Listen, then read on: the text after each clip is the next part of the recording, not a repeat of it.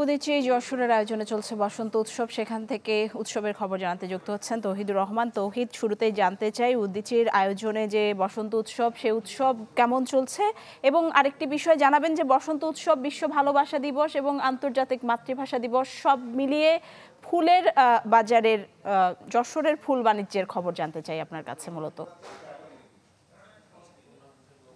নিশি, আপনি শুরুতে যেটা বলছিলেন যে যে পবিত্র শবে বরাত এবং বসন্ত উৎসব ভালোবাসা দিবস একই দিনে পড়ে যাওয়ায় উৎসবের আমেজটা খানিকটা কম হবে বলে মনে করা হচ্ছিল, কিন্তু আমরা যশোরে দেখছিলাম, আপনি জানিয়েছেন ইতিমধ্যে যে উদীচীর বসন্ত বরণ উৎসব চলছে একদিন আগেই আজকে, এবং শুধু উদীচী না, যশোরের প্রত্যেকটা সাংস্কৃতিক সংগঠনই আজকে থেকেই অনুষ্ঠান উদযাপন করছে। এবং আপনি দেখছেন যে আমার পেছনে দর্শকেরও কিন্তু ঘাটতি নেই, রং বেরঙের সাজে দর্শকরা কিন্তু মাঠে এসছেন এবং তারা অনুষ্ঠান উপভোগ করছেন। যা এই মুহূর্তে মাগরিবের নামাজের কারণে কয়েক সেকেন্ডের বিরতি চলছে, কয়েক মিনিটের বিরতি চলছে, আবারও অনুষ্ঠান হবে এবং অনুষ্ঠান চলবে গভীর রাত পর্যন্ত। এই অনুষ্ঠান নিয়ে মানুষের মধ্যে উৎসাহ উদ্দীপনা সাজগোজের কিন্তু ঘাটতি নেই। আমরা একটু জেনে নেব উদীচীর যিনি সভাপতি, তারা এই যে বসন্ত উৎসব এবং শবে বরাত দুটি মিলিয়ে তারা এই অনুষ্ঠানের আমেজের কোনো ঘাটতি মনে করছেন কিনা। যশোরের বরাবরের মতো উদীচী পৌর উদ্যানে আজকে বসন্ত উৎসব করছে, কিন্তু শবে বরাত একদিন পরে হওয়ার কারণেই একদিন আগেই হচ্ছে আমাদের বসন্ত উৎসব করতে হচ্ছে। কিন্তু বর্ষ উৎসবে যশোরের মানুষের এই অনুষ্ঠানে আগমনে এবং অনুষ্ঠান করার ক্ষেত্রে কোনো ঘাটতি নাই। ব্যাপক সংখ্যক দর্শকের উপস্থিতিতে এবং উদীচীর শিল্পী এবং সমৃদ্ধের উপস্থিতিতে আজকে টাউন হল এর এই হচ্ছে পৌর উদ্যানের মাঠ ভরে উঠেছে। 4:30টায় শুরু হয়েছে এবং রাত 8টা পর্যন্ত আমাদের এই অনুষ্ঠান হবে এবং এই অনুষ্ঠানে ব্যাপক সংখ্যক দর্শকের উপস্থিতিতে এই অনুষ্ঠান চলবে।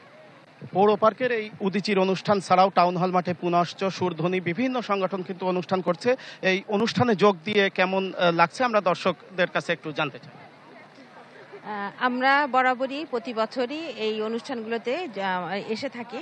আজকে আরও বেশি ভালো লাগছে, কারণ বেশ কিছুদিন বিভিন্ন কারণে আমরা এই ধরনের অনুষ্ঠান করতে পারিনি।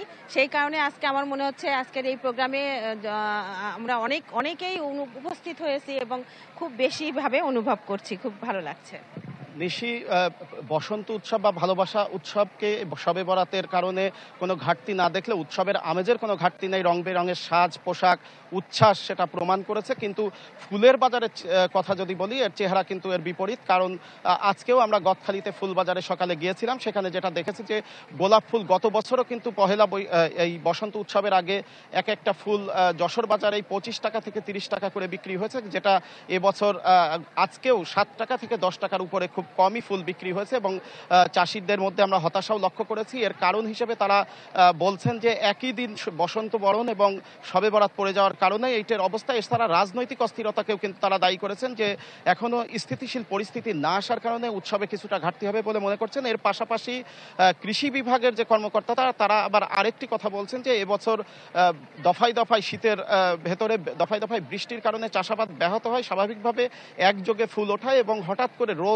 রোদের যে তীব্রতা দেখা গিয়েছিল, গরম পড়ে যাওয়ার কারণে ফুল একযোগে ফুটে যাওয়ার কারণে বাজারে যোগানটা বেশি হওয়ার কারণে কিন্তু ফুলের যোগান বেশি হয়েছে এবং চাহিদার তুলনায় যোগান বেশি আছে, স্বাভাবিকভাবে দাম কম, এবং সেই কারণে কৃষকরা কিছুটা ঘাটতির মুখে পড়তে পারেন বলে তারা আশঙ্কা করছেন। যদিও কৃষি কর্মকর্তারা বলছেন এবার ফুলের উৎপাদন এত বেশি হয়েছে যে কারণে দাম কম হলেও তারা বিক্রির পরিমাণ বেশি হয়, দামে পুষিয়ে যাবে। এবং আগামীতে যে শুধু এখন ফুল, তারা বলছেন যে ফুল শুধু যে এই দিবসগুলোতে চলে তা না, এখন কাঁচা ফুল সারা বছরই বিভিন্ন অনুষ্ঠানে সরবরাহ হয়ে থাকে, সেই কারণে বাজারে সারা বছরই ফুল বিক্রি হবে এবং আগামী কয়েকদিনের মধ্যে এই ফুলের দাম বাড়তিমুখী হবে এবং তখন কৃষকরা আপাতত লাভ কম হলেও 2-1 দিন পরেই অতিরিক্ত লাভের মুখে তারা লাভ চোখে দেখবেন বলে তারা মনে করছেন। অর্থাৎ ফুলের বাজার নিয়ে কৃষকদের মধ্যে কিছুটা হতাশা।